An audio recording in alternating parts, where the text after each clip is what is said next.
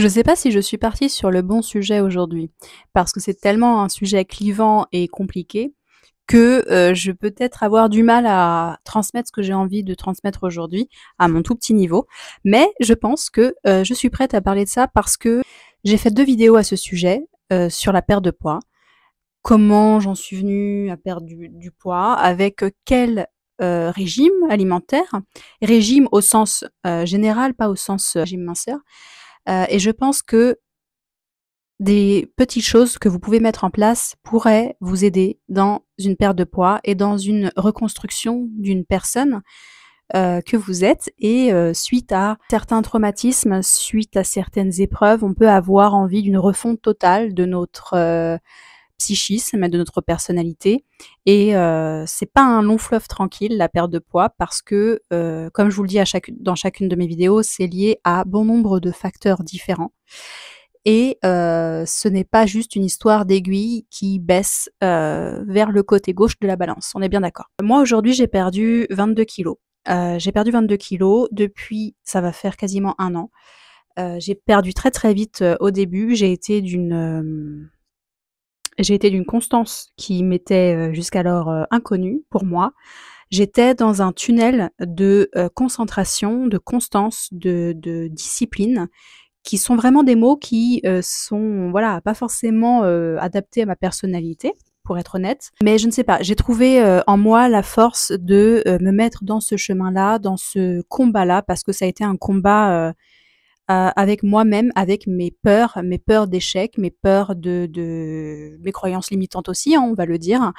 Et le fait d'avoir trouvé la bonne technique, le fait d'être arrivé à cette technique par, la culture et par la lecture, c'est-à-dire que j'ai pas juste tapé régime perdre du poids sur internet, c'est que j'ai découvert ça dans le cadre d'un cheminement de vie. Comme je vous l'ai dit dans ma vidéo, donc je ne sais pas si vous l'avez déjà, regardée, mais je suis désolée si je me répète, mais c'est arrivé dans un cheminement, voilà, survivre à un traumatisme. Et j'ai lu des livres très inspirants, des livres, pas forcément de développement personnel, mais des gens qui ont plutôt des témoignages, des choses assez généralistes sur la consommation, sur l'alimentation et en fait, de fil en aiguille, j'ai découvert la méthode de, l'index glycémique, le régime IGBA, qui m'est alors apparu comme une réponse à mes interrogations que je me posais, hein, depuis des années, des années. C'était aussi, la mise en place d'un régime végétarien et ça a été la création, en fait, d'un régime 100 pour moi, avec mes objectifs non, avec mes goûts, alimentaires, avec mes restrictions alimentaires et je me suis inspirée de 2 méthodes un peu différentes, et j'ai créé mon propre protocole. Ce qui m'a aidée, en fait, beaucoup, à tenir ce protocole alimentaire, c'est la visualisation. Honnêtement, je pensais que c'était, des conseils qu'on trouve, voilà, sur, vous voyez, les formations en ligne, Instagram sponsorisées. J'ai eu beaucoup de mal avec ce langage de croyances limitantes, voilà, de visualisation. C'est vraiment pas quelque chose qui me botte, hein, tout simplement. Mais j'ai essayé cet exercice et c'est vrai que de s'imaginer 5 minutes par jour, vous vous mettez dans un coin calme et vous visualisez ce que vous voulez être. Ce n'est pas qu'une forme physique, c'est comment vous voulez vous comporter, comment vous voulez vous habiller, qu'est-ce que vous voulez dégager, qu'est-ce que vous voulez sentir comme parfum, qu'est-ce que vous voulez dégager comme image, ce que les gens se souviennent de vous, vous aperçoivent parce qu'on a toutes, et je vous le disais dans une précédente vidéo, on a besoin de cataloguer quelqu'un en 1/10 de seconde. C'est normal, on a besoin de se faire une image précise et très vite de notre interlocuteur la première fois que l'on le rencontre. On a besoin, voilà, on regarde tous les détails, c'est inconscient, ça se passe en des dixièmes de seconde, mais on a besoin, hop, de le mettre dans une case. Me dites pas que c'est pas vrai parce que c'est un réflexe qu'on a tous, tous, tous. Le fait de visualiser ce que vous voulez être, qu'est-ce que vous voulez, la manière dont vous voulez parler, quel est votre humour, et si vous voulez l'écrire sur papier, c'est super parce que ça vous permet de concrétiser vraiment vos envies. Beaucoup de personnes ne se remettent jamais en question, ça c'est vraiment un point, je fais une digression, mais les gens sont comme ils sont et ils n'essayent pas de se voir de l'extérieur. C'est pas des sujets qui les intéressent, peut-être que si, je ne sais pas. Enfin, c'est pas la majorité quand même, hein. De se dire: «Comment je suis de l'extérieur? Est-ce que je suis agréable à vivre? Est-ce que quand je suis, au cœur d'un débat, je laisse les gens s'exprimer? Est-ce que je coupe la parole aux gens? Est-ce que je bégaye? Est-ce que j'ai des tics de langage?» Voilà, moi, et en fait, je pense que ça vient de l'exercice aussi de YouTube. Quand je monte mes vidéos, quand je les regarde, des fois, j'ai envie de me dire, je suis insupportable. Je m'insupporte moi-même avec mes tics de langage. Je parle trop vite. Et c'est en se voyant aussi qu'on se rend compte forcément de ce qu'on dégage. Fin de la digression. Il n'empêche que quand vous visualisez votre futur vous, ça vous aide beaucoup à vous projeter et ça vous donne une sorte de deadline imaginaire et vous n'arrêterez finalement que quand vous aurez atteint cette image-là. C'est pas la peine d'aller non plus dans des délires où physiquement ce n'est pas possible de devenir comme vous l'imaginez. Il faut être raisonnable et connaître aussi peut-être la meilleure version de vous-même. Voilà, donc après, moi je l'ai fait sans professionnel à côté de moi parce que j'avais pas de contraintes vraiment compliquées. Si vous avez des problèmes de santé, ne vous lancez pas dans des choses comme ça tout seul, surtout quand c'est des régimes qui sont parfois assez durs à mettre en place et c'est pas qu'une question de poids. Si vous avez des troubles alimentaires, il faut évidemment se faire accompagner par un psychologue et un médecin à côté pour, centraliser un peu, ses envies et vérifier aussi qu'au niveau, corporel, tout se passe bien. C'est important que je le précise ici parce que je parle de régime et j'ai pas envie, voilà, d'avoir des commentaires comme j'ai eu par le passé avec des personnes qui, je vais même pas rentrer là-dedans parce que c'est pas très intéressant, mais je ne suis pas médecin, je ne suis pas nutritionniste, je ne donne pas de conseils de perte de poids. Je parle de ce que nous pouvons faire pour mieux vivre vos envies de changement si vous avez envie de mettre en place. Le fait de continuer votre perte de poids et d'avoir fait cet exercice de visualisation, ça va vous permettre aussi d'avoir un peu de vide, je trouve, dans votre tête parce que on a des petites voix internes qui nous jugent, qui nous culpabilisent, qui nous disent que de toute façon on va échouer, qui nous disent ceci, cela, machin truc bidule. Mais en fait, à partir du moment où vous avez pris la décision, vous l'avez prise et c'est tout. En fait, il y a rien, vous pouvez aller à il y a rien qui vous fera changer, de votre ligne. Quand c'est vraiment quelque chose que vous ressentez et que vous êtes prête enfin à mettre ça en place, il y a rien qui pourra vous faire dévier votre route. Vous pouvez aller à 5 fêtes d'affilée, vous pouvez aller dans des restos, des fast-food, vous trouverez toujours une solution. C'est quand vous n'êtes pas prêt, en fait, quand vous n'avez pas vous-même consciemment pris la décision et que, en fait, ça transpire tellement de ce que vous voulez que vous échouez et qu'en fait, vous allez vous sentir, fragile et vulnérable et que vous allez refuser les sorties parce que vous allez vous sentir, opprimé, que vous n'allez pas, vous sentir le droit de dire à vos proches pourquoi vous n'avez pas envie de boire d'alcool, pourquoi vous n'avez pas envie de manger ci ou ça, de pas vivre cette pression sociale qu'on peut tous ressentir quand on n'est pas à l'intérieur de son foyer et je pense que ça fait vraiment partie du point principal, en fait, à savoir comment réussir un régime, c'est quand vous n'avez pas envie et quand vous ne voulez pas avoir d'autres échappatoires. En fait, il faut vous dire que vous n'avez pas le choix, c'est un choix que vous faites. Il faut être acteur de ce cheminement. Il faut pas se dire: «Bon, bah, de toute façon, c'est mon médecin qui m'a dit de le faire» ou «C'est mes proches qui m'ont fait sentir que ce serait bien que je perde du poids». Il faut, pour moi, que ce soit une décision qui ne vienne que de vous et il y a rien, pour moi, il y a rien ne vous fera changer de trajectoire. Et moi, j'ai essayé plein de choses et ça n'a jamais fonctionné et je pense que j'ai blâmé beaucoup de facteurs extérieurs, même si bien sûr il y a des facteurs qui m'ont pas du tout aidée et qui ont été même culpabilisants. Mais, je pense que j'étais pas prête et que ça venait pas de moi et que j'en avais pas envie, en fait, voilà. Et à partir du moment où vous avez cette envie qui vous, réveille chaque matin et qui vous motive, c'est cette petite flamme qu'il faut entretenir et il faut l'entretenir avec la visualisation en disant: «Vous allez y arriver, de toute façon il y a pas d'autre choix, vous allez continuer, continuer et continuer» et le fait de faire le vide autour de vous, de faire le vide de la pollution des autres, la pollution numérique, la pollution de la surconsommation et de vous créer en fait un cocon dès que vous le pouvez, de vous ménager du calme, un peu de musique qui n'est pas trop, bruyante, trop excitante. Dans la musique un petit peu, ce qu'on appelle la musique lounge, vous voyez? Qui est, dans les bars, avec un peu de jazz, un peu de choses, beaucoup d'instruments organiques, d'orchestration organique. Des choses qui vont vous apaiser, qui vont vous calmer et qui vont vous permettre en fait souffler et de savourer aussi le chemin que vous êtes en train d'entreprendre.